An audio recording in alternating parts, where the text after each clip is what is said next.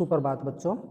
हम अमर शहीद अध्याय के अंदर अध्ययन कर रहे थे, जिसमें लक्ष्मी नारायण रंगा के द्वारा जो रचित जो लेसन है, एकांकी है, इसमें किस प्रकार से सागरमल गोपा और जेलर के मध्य आपस में जो बातचीत होती है, संवाद होता है, और किस प्रकार से जेलर उन्हें जो सागर को प्रलोभन देते हैं, उन्हें कभी आज़ाद कराने का, कभी किस तरह से और उस बातचीत के रूप में उन्हें बहलाने की कोशिश करते हैं, उन्हें झुकाने की कोशिश करते हैं, माफीनामा के लिए राजी करने की कोशिश करते हैं।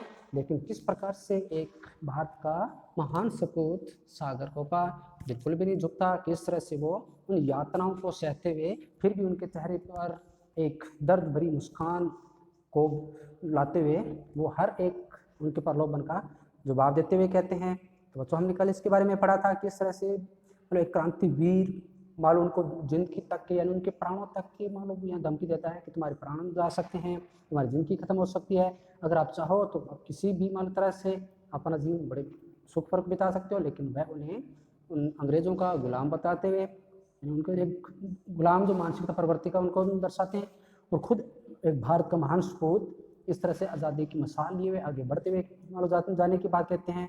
और कहते हैं अगर ये कदम अगर जिंदगी के कदम अगर कहीं थम भी गए तो क्या हुआ, यह मसाल हम किसी और के हाथों में सौंप कर और मौत की गोद में सिर रखकर आराम से सो जाएंगे।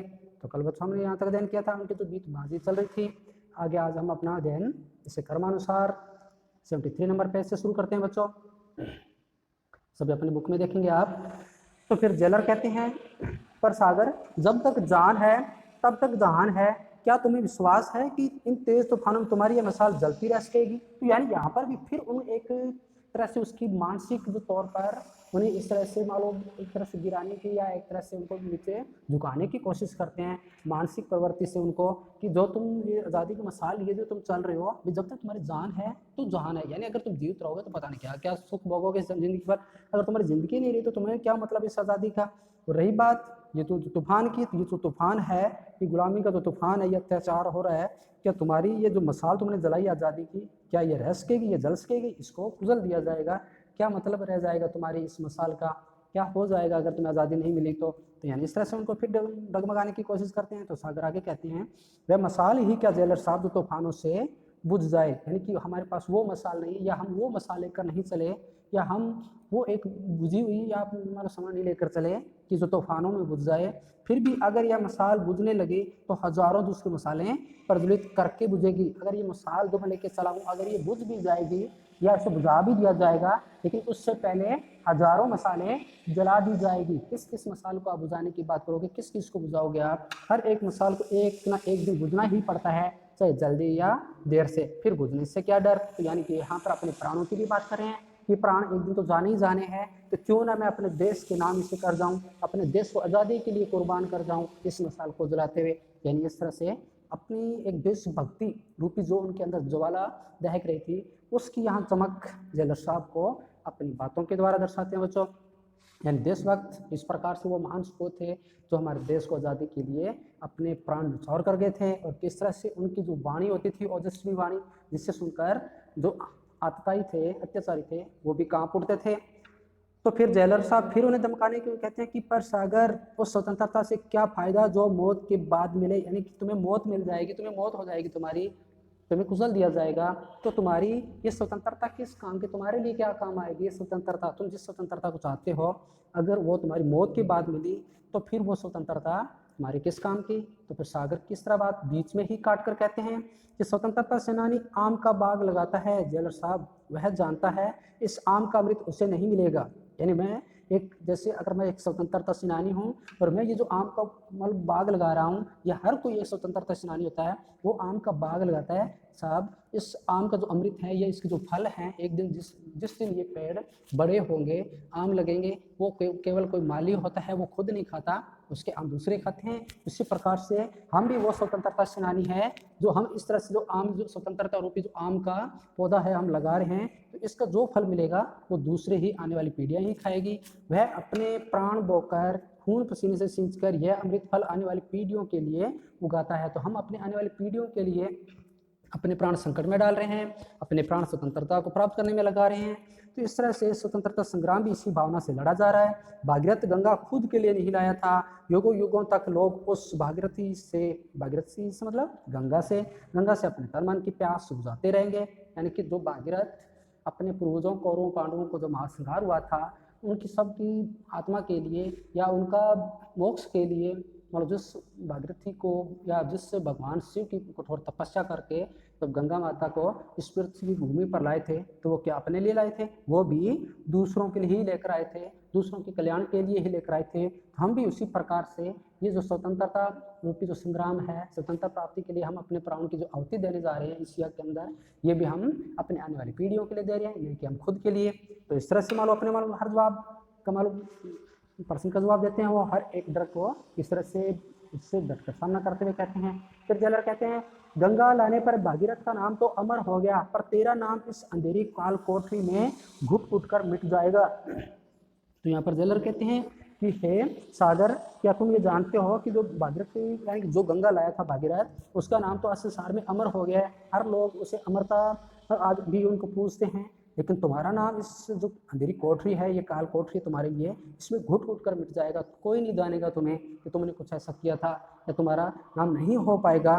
तो फिर किस प्रकार से सागर इसी फिर एक ऐसे लुभावने प्रश्न के आगे सागर कहते हैं कि नींव का पत्थर कब कहता है जेलर साहब कि मेरी कहानी बने। तो यहाँ पर नींव के ईंट की बात हो रही है बच्चों, नींव का जो पत्थर होता है उसकी बात हो रही है कि नींव का पत्थर कब कहता है कि मेरे को पुकारा, मेरा नाम लिया जाए, मेरा मालूम संसार में नाम लिया जाए कि मैं इस नींव में हूँ, मैं इसके अंदर मैंने इस मजबूती दी है, मैंने ये किया है, मैंने इस भवन को मतलब एक नींव का ईंट बना हूँ। वो कब कहता है ऐसे कि मेरा नाम बने, मेरी कहानी बने? उस पर खड़ा भवन ही उसकी जीवंत कहानी होता है, यानी उसके जीवन की कहानी कहता है कि जितनी नींव की ईंट मजबूत होगी वह भवन उतने ही लंबे समय तक बना रहेगा, वह उसकी कहानी कहता रहेगा। लोग उसकी नींव की ईंट को कहते रहेंगे कि इसकी नींव की बड़ी मजबूत है, जो ये मकान इतने समय तक अडिग खड़ा है। अंधेरे में गलकर भी वह अजर अमर है, चाहे उसका स्वयं का अस्तित्व उजागर न हो, यानी संसार में उसका अस्तित्व उजागर न हो, लोग उसे न जाने, फिर भी इसलिए अगर नींव के पत्थर का महत्व हर कीर्ति स्तंभ से बढ़कर होता है, यानी उसको संसार में लोग उसको जानते भी हैं, अगर वो नींव में नजर भी ना आए तो भी लोग उसकी यथा गाथा है वो गाते गाते हैं। यानी फिर इस तरह से जवाब देते हैं। फिर जेलर फिर आगे उसे कहता है कि फिर भी हर काम करने वाला नाम तो चाहता ही है, यानी कि ऐसा कोई कार्य करने वाला, इससे प्राण की आहुति देने वाला हर कोई चाहता है कि उसका संसार में नाम हो। तो सागर फिर उसे बीच हल्की से हंसते हुए कहते हैं, जलसा बसंत लाने के लिए झड़ने वाले पत्ते कब कहते हैं कि उन्हें कोई उनके यशो गीत गाए। तो यानी कि जब बसंत ऋतु आती है तो उसके लिए जो पुराने पत्ते हैं जो वो झड़ते हैं, वो कब कहते हैं कि लोग उन्हें याद करें, उनके यश के गीत गाए। वे चुपचाप झड़ जाते हैं और चुपचाप धरती की गोद में खाद बनकर समा जाते हैं और उनके स्थान पर उग आते हैं नए नए हरे हरे पत्ते। तो फिर वो यहाँ पे कहते हैं कि अगर हम इस तरह से अगर वो पुराने पत्तों की तरह, सूखे हुए पत्तों की तरह अगर हम झड़ भी जाएंगे, इस मातृभूमि की मिट्टी में अगर हम मिल ही जाएंगे, तो क्या हुआ, हमारे इस तरह मिल जाने से जो नए नए पत्ते निकलने वाले हैं उनके लिए वो बड़े अच्छे चमकदार होंगे, उनका भविष्य बड़ा उज्ज्वल होगा।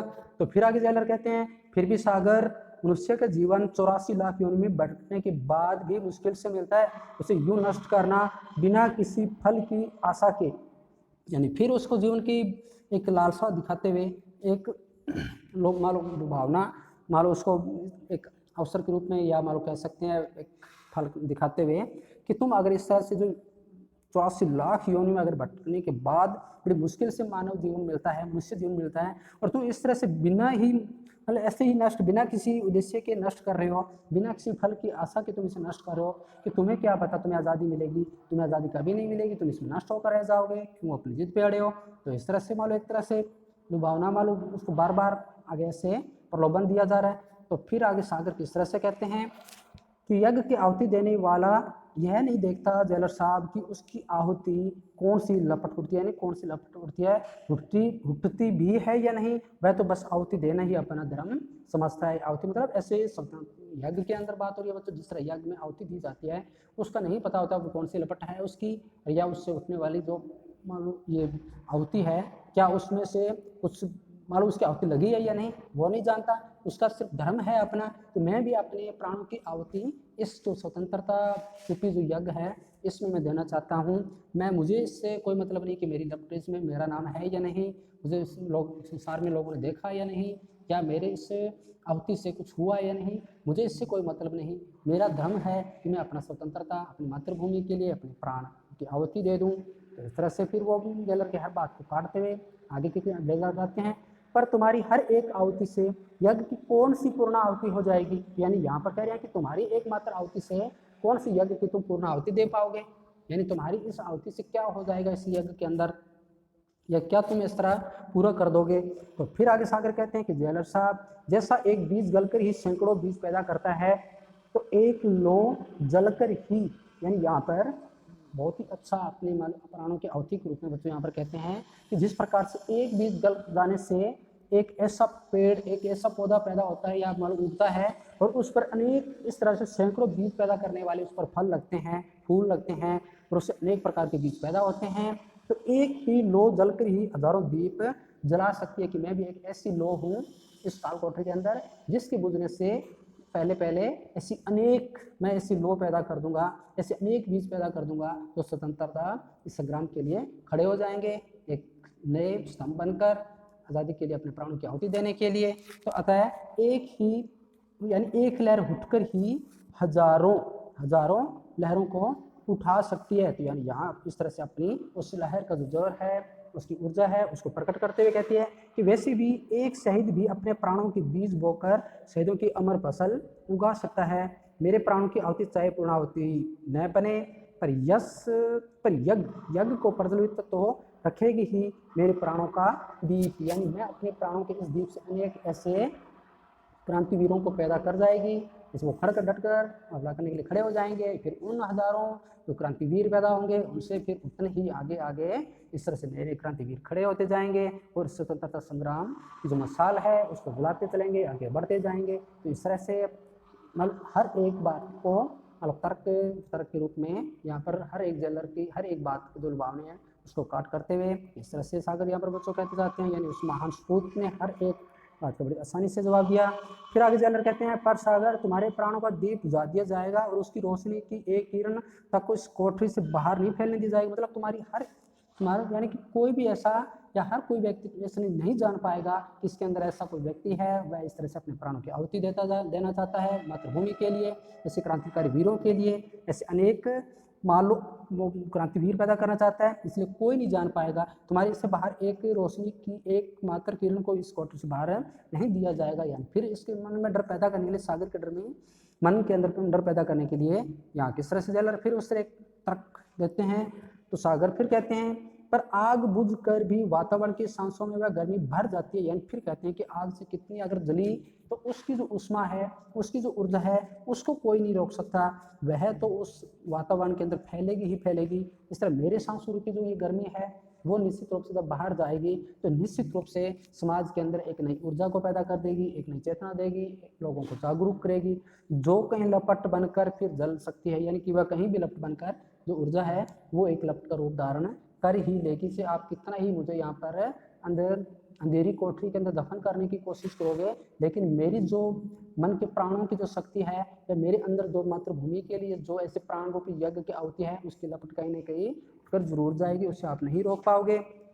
तो फिर किस तरह से जेलर आगे कहते हैं कि ये सब जुनून की बातें हैं, मतलब ये तुम्हारे मन की बातें हैं, मन का वहम है, तुम्हारे अंदर का एक जुनून ऐसा कहता है। तुम इस परकोटे से यानी यहाँ पर जो तुम कैद हो इस परकोटे के अंदर, यहाँ तुम कुछ भी नहीं कर पाओगे, यहाँ तुम्हारी हर एक आवाज़ को कुचल दिया जाएगा, कोई भी तुम्हारी इस आवाज़ को कोई नहीं सुन पाएगा कि तुम अपने किस तरह से अपने प्राण जोखिम में डालकर यहाँ इस काल कोठरी में हो, इस मातृभूमि के लिए तुम ऐसा कुछ करने वाले हो। ऐसा कुछ नहीं होगा, तुम्हारे सपनों की दुनिया इसी काल कोठरी में दफन हो जाएगी। फिर इस तरह से उग्र होते हुए जो जेलर है किस तरह से उनकी आवाज़ को दबाना चाहते हैं, उन्हें बहलाना फुसलाना चाहते हैं, उन्हें अपने जो प्राण से डिगाना चाहते हैं यहाँ पर, यानी उनको हर तरह से मालूम उनसे मन से कमज़ोर करके माफीनामे के लिए उन्हें तैयार करना चाहते हैं। लेकिन सागर ऐसा वीर बिल्कुल भी तरक्की भी असर नहीं होता उनकी बातों का। और फिर सागर आगे हंसकर कहता है कि आवाज़ कभी मरती नहीं जेलर साहब, यानी मेरी आवाज़ को आप कभी भी कैद नहीं कर पाओगे, उसे आप नहीं मार पाओगे। मेरी आवाज़ का यदि गला घोटा गया तो वह जनता की आवाज़ बन जाएगी, और जनता की आवाज़ कभी दब नहीं सकती, कभी मर नहीं सकती। सोचकर फिर सोचता है, फिर कहता है कि शहीदों की जिंदगी तो लुप्त गंगा की तरह है जलर साहब, जो कहीं भी किसी भी धरातल को फोड़कर बह निकलती है। उसे कोई जंजीर, कोई जेल, कोई दीवार, कोई परकोटा बांध नहीं सकता। आप कहती इस कालकोठरी में, इस परकोटे में मेरी आवाज़ को दबा दिया जाएगा, मेरी आवाज़ को कहीं भी अनुसमान नहीं पहुंचने दिया जाएगा, लेकिन मेरी आवाज़ कहीं भी नहीं दबेगी। कितने गला दबा दोगे तो वो एक जनता की आवाज़ बन जाएगी। मेरी आवाज़ हर किसी ऐसे क्रांतिवीर के पास जरूर पहुंचेगी। इसलिए मुझे किसी भी जंजीर, किसी भी जेल, कोई दीवार, परकोटा में कैद नहीं कर सकते आप। तो फिर आगे जेलर किस तरह से उनके हर एक इस तर्क का जवाब मिलने पर आगे जेलर कहते हैं, यह सब पागलपन है सागर, तुमने कभी सोचा तुम कितने स्वार्थी हो? तुम्हारे इस जीवन पर तुम्हारा ही हक नहीं है, तुम्हारे परिवार का भी हक है। तुम जानते हो तुम्हारे बूढ़े पिता तुम्हारे लिए तरस कर मर गए, दिन रात गोपा गोपा की रट लगाते हुए, तुम्हें पुकारते पुकारते तुम्हारी बीमार बूढ़ी माँ के प्राण पकड़ो न जाने कब उड़ जाएं। यानी तुम्हारे पिता तो तुम्हारी याद में तुम्हें पुकारते पुकारते इस संसार से जा चुके हैं। और रही बात तुम्हारी माँ की, वो भी तुम्हारी बूढ़ी माँ है, उसके प्राण भी कब उड़ जाएंगे। तुमने कभी सोचा है? तुम इतने स्वार्थी कैसे हो सकते हो? केवल अपने बारे में सोच रहे हो यहाँ पर, तुम अपने परिवार के बारे में नहीं सोच रहे, तुम अपने माँ बाप थे, अपने माता पिता के बारे में नहीं सोच रहे हो। तुम्हारा भाई कितने दुखी है, सुनी गोद वाली तुम्हारी पत्नी दिन रात कितनी रोती है, क्या तुम्हें इन सब पर दया नहीं आती? यानी फिर आखिर के अंदर जेलर किस तरह से उनके ऊपर एक मानसिक दबाव डालकर उन्हें अपने प्राण से डिगाना चाहते हैं, प्राण से हटाना चाहते हैं। लेकिन सागर मन के अंदर अपने सागर के ऊपर एक ही धुन सवार हो गई थी, मातृभूमि के लिए अपने प्राणों को बलिदान कर देना, अपने प्राणों की आहुति देना। तो किस तरह से फिर उस बात को आगे वो काट करते हुए कहते हैं,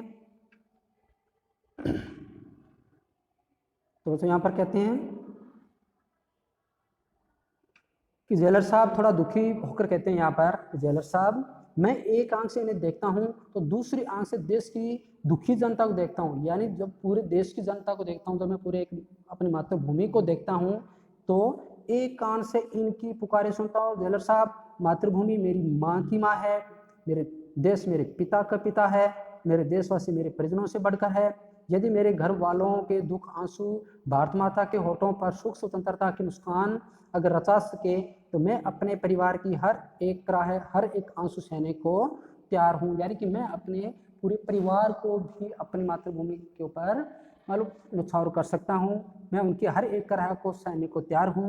मैं अपनी मातृभूमि, मैं अपने देश के वासी हैं, उनके लिए अपने प्राण, अपने परिवार तक को न्यौछावर कर सकता हूँ। यानी इस तरह से उनके ऊपर किसी भी प्रकार का कोई भी मानसिक या शारीरिक यातनाएं थी या प्रेशर था, वो किसी भी प्रकार का उन पर हावी नहीं होता है। किस तरह से वो अपने एक जुनून, अपने एक अंदर अपने देश के लिए ऐसी जो मानसिक स्थिति इतनी परिपक्व कर ली थी, इतनी दृढ़ कर ली थी कि वो अपने देश के लिए कुछ भी करने को तैयार है। तो फिर आगे जेलर किस तरह से उन्हें कहते हैं कि देखो मेरी बात मानो, व्यर्थ प्राण गंवाने से कोई फायदा नहीं। महारावल जवाहर सिंह कोई पराय नहीं, अपने ही अंदाता है, उनको पिता समझकर माफ़ी मांग लो। अगर आप माफ़ी मांगकर अगर आप ऐसा बोल दोगे, माफ़ीनामे पर हस्ताक्षर कर दोगे, तो तुम्हें हर तरह से माफ़ कर दिया जाएगा। वो हमारी अंदाता है, कोई पराई थोड़ी है। यानी इस तरह से फिर उन्हें प्रलोभन देते हैं कि तुम्हें छोड़ दिया जाएगा।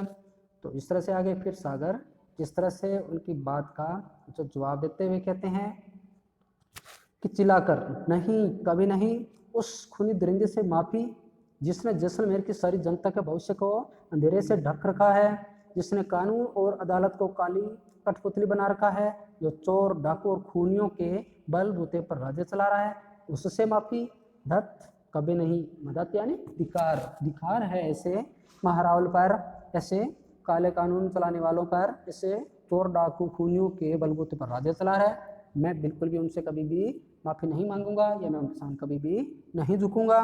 तो फिर जेलर फिर आगे फिर कहते हैं, तो वे तुझे मार डालेंगे, उनका कानून, उनका दंड तेरे इस घमंड को चूर चूर कर देगा। तुम्हारे यानी इससे पहले ही सागर उनके बीच में बात काटते हुए फिर कहते हैं कि कानून और दंड के काले हाथ फूल को डाली से नोच कर मसल सकते हैं, जेलर साहब पर उसकी महक नष्ट नहीं कर सकते। यानी कि इस तरह कहते हैं तो कानून और जो दंड के जो काले हाथ हैं ये महारावल के, वो फूल की डाली को कुचल जरूर सकते हैं, नोच सकते हैं, लेकिन उसके अंदर से निकलने वाली खुशबू को वो बिल्कुल भी नष्ट नहीं कर सकते। वो खुशबू निश्चित रूप से जितना उसको मसला जाएगा, कुचला जाएगा, वो उतनी ही ज़्यादा आगे से आगे फैलती जाएगी। तो फिर उस किस तरह से कहते हैं सागर तो सकते हैं जेलर साहब पर उसकी महक नष्ट नहीं कर सकते। महक तो हवाओं की धरोहर होती है, यानी कि जो हवा है उसकी ये एक धनराशि होती है, ऐसी धरोहर होती है जो फैले बिना नहीं रहती। वे मेरे तन को दबा सकते हैं, मेरे मन को नहीं, मुझे मार सकते हैं, मेरी भावना को नहीं, मेरी आत्मा को नहीं। यानी किस तरह से वो कहते हैं कि मेरी जो आत्मा है या मेरी मन की आवाज़ है, मेरी भावना है, उसको वो बिल्कुल नहीं दबा सकते। मेरे तन को जरूर दबा सकते हैं, नष्ट कर सकते हैं, लेकिन मेरी आत्मा रूपी जो खुशबू है, महक है, वो कभी भी नष्ट नहीं होगी। वो हवाओं के साथ तैरती हुई ऐसे भारतीय जो वीर हैं, क्रांतिकारी हैं या ऐसे युवा है, उनके पास वो मेरी जो आवाज़ है, मेरी मशाल है, तो आज़ादी रूपी वो निश्चित रूप से जलती हुई उनके पास पहुंचेगी। तो फिर आगे जेलर कहते हैं कि देख मैं तुझे समझाता हूँ, तू मान जा, नहीं तो ये तेरी बोटी बोटी नोच लेंगे। बोटी बोटी मतलब टुकड़े टुकड़े कर देंगे तुम्हें, तुम्हारा ये शरीर नष्ट कर देंगे। तुझे ऐसी यातनाएं देंगे कि पत्थर का कलेजा भी दहल जाएगा। यानी तुम्हें इतनी दर्दनाक मतलब यातनाएं देंगे झुकाने के लिए, तो इससे अच्छा है तो मेरी बातों से मान जा, मैं तुम्हारी हर तरह से मदद करूंगा। यानी हर एक प्रलोभन देते हैं बच्चों यहाँ पर। तो फिर आगे सागर किस तरह से कहते हैं, साहस से, यानी बिल्कुल साहस, बिना किसी भय के, बिना किसी मालूम कदम अपने जो थे उनके हौसला था वो डगमगाए।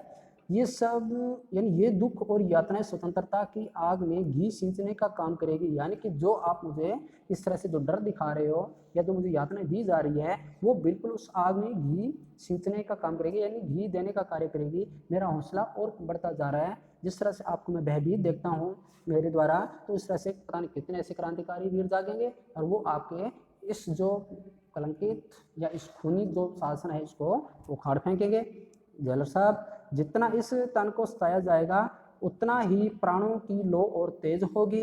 स्वतंत्रता का जो कमल है वो शहीदों के रक्त सरोवर यानी खून से भरा इससे एक तालाब में ही उगता है, बढ़ता है, रुक कर सांस लेता है। मतलब इतना जोश और सिलवाने के साथ बच्चों यहाँ पर सागर हर एक उनकी बात का या उनकी जो प्रलोभन का जवाब देते हुए कहते हैं। फिर आगे जेलर कहते हैं, अरे पगले ये तेरे पांव तोड़ देंगे, तेरे हाथ तोड़ देंगे, तुम्हारी आंखें फोड़ देंगे, तुम्हारे प्राण ले लेंगे। यानी फिर उन्हें डर दिखाते हैं कि कुछ नहीं बचेगा तुम्हारे पास, कोई आवाज़ तुम्हारी बाहर नहीं जाने दी जाएगी। तो फिर आगे सागर किस तरह से आगे बच्चों आगे जो सागर की हर एक बात का तोड़ देते हुए या जवाब देते हुए कहते हैं, सागर हंसकर हंसते हुए या हंसकर, मातृभूमि के दीवाने तन का जीवन नहीं मन का जीवन जीते हैं। फिर मेरे पांव टूटने पर यदि मेरे देश का एक कदम आगे बढ़े, मेरे हाथ टूटने पर यदि देश के हाथ थोड़े और मजबूत होते हों, मेरी आँख फूटने से यदि देश को एक नई नज़र मिले, मेरे प्राण लेने से यदि देश को एक नया जीवन मिले, तो मैं इन्हें खोना अपना परम सौभाग्य मानूंगा। मेरा नाम सागर है जेलर साहब, मेरी गहराइयों को तोप और तलवारें नहीं हिला सकती। यानी अपने नाम को भी यहाँ पर किस तरह से कहते हैं कि सागर की गहराई को कोई भी तोप और तलवार नहीं हिला सकती। ये जितना गहरा है उतना ही इसमें दम भरा हुआ है, उतना ही सांस भरा हुआ है। मेरी गहराइयों को आप नापने की कोशिश मत कीजिए। मेरी हर एक और मेरा अंग अंग देश के लिए अगर कुर्बान होता है तो मैं देश के लिए तैयार हूँ। तो इस तरह से आगे फिर वो कहते हैं। तो फिर आगे जेलर फिर कहते हैं, अब तुझे कैसे समझाऊं, मेरा तो यही कहना है। यानी कि यहाँ पर आखिर हार मान जाते हैं जेलर भी कि मैं तुझे कैसे समझाऊं, मेरा तो यही कहना है कि जितना मैंने तुझे कहा है, फिर भी अगर तुम नहीं मानना चाहते, अगर नहीं तुम मेरी बात नहीं सुनना चाहते, तो फिर तुम्हारी मर्जी। फिर बाहर से गुमान सिंह बोलता हुआ आता है, उसके हाथ में बेंत है, वह गुस्से में नजर आता है, साथ में बीरबल आदि भी हैं। यानी कि जैसे वो पहले जो जेलर था या मान लो जो उसका प्रबंधक था वो आता है, और साथ में वो सिपाही भी आते हैं जो उसे यातनाएं देते हैं। तो फिर आगे गुमान क्या कहता है कि यह आपका कहना नहीं मानेगा जेलर साहब, मेरा कहना मानेगा, आपकी मीठी चाल से यह बस में नहीं आएगा। यानी फिर उसके सामने वो जो चाल चल रहे थे वो बयान करते हुए कहते हैं कि ये आपकी चाल में नहीं आने वाला, ये बातों से नहीं मानने वाला, इन लातों की भूत बातों से नहीं मानते। यहाँ पर तरह से कहते हैं कि ये जो लातों के भूत हैं ये इतने ठोस हैं, ये बातों से काम आने वाले हैं। आज मैं इससे वो मदद सिखाऊंगा कि लोग सदियों तक याद रखेंगे। आपको महाराज साहब याद फरमा रहे हैं, यानी मिस्टर जेलर को तो महारावल का आदेश देते हैं कि वो आपको याद कर रहे हैं, और जेलर सागर की ओर देखता है और हल्का सा कांप कर बाहर चला जाता है, यानी हल्का सा उसके अंदर भी एक बच्चों मन कांप जाता है, यानी जेलर भी कुछ सहानुभूति हो जाती है सागर से उसकी वीरता पर, और वो भी उस जो गुमान था उसको देखते हुए उसका भी मन हल्का सा कांप जाता है कि इस सागर के साथ पता नहीं क्या होने वाला है। तो इस तरह से बच्चों वो कंपन उसके मन में भी आ जाती है। तो बच्चों आज हम अपना अध्ययन यहाँ 75 नंबर पेज तक करेंगे। आगे हम अपना अध्ययन कर्मानुसार आगे रखेंगे बच्चों। तो एकांकी काफ़ी बड़ी होती है सीरियल, और आपको भी बड़ी अच्छी लग रही होगी बच्चों।